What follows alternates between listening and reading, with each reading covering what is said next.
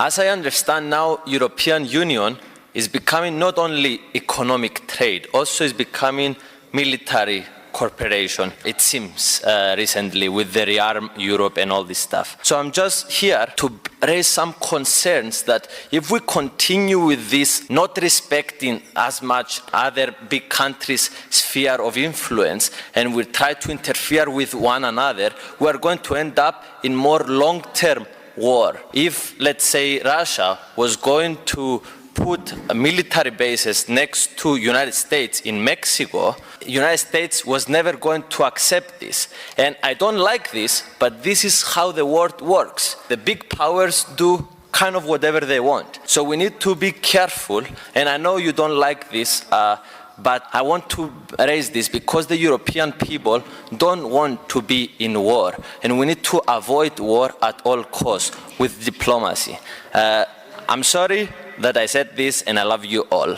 My young colleague from Cyprus, now we will never allow divide Europe, Stalin, Hitler style influence of zones. Never. Because my grandfather is Siberia, and my mother, young girl, was deported to Siberia. Children from Ukraine now are deported to Siberia. What are you speaking about? So, it was only Ukraine.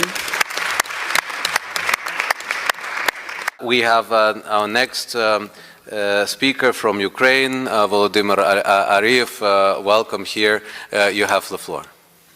First of all, I would like to stress that 25 years old man in Ukraine now fighting without fear for independence, and they don't care about spheres of influence.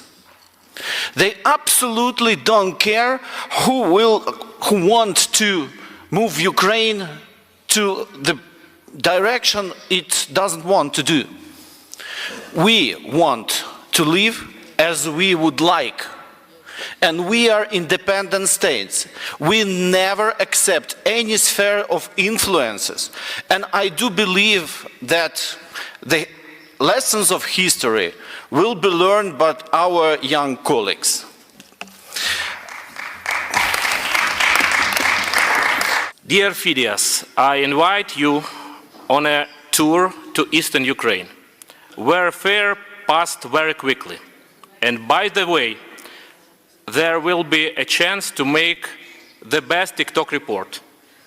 This will increase the number of subscribers, I have to say you. The regional threat in Eastern Partnership is one, and it's Russia. And the argument that the closer integration will provoke Russia, it's precisely a Russian narrative that is very harmful to the aspirations of the people of Eastern Partnership countries for more democracy, for more Europeanization, for better quality of life, which is very often associated to European Union. Hello again, guys. A lot of people commented on my previous speech, and I want to respond. Some of the comments were ironic, some of the comments were interesting. I want to explain you how I see the big picture, and maybe I'm wrong. The United States was responsible for the 2014 what happened in Ukraine.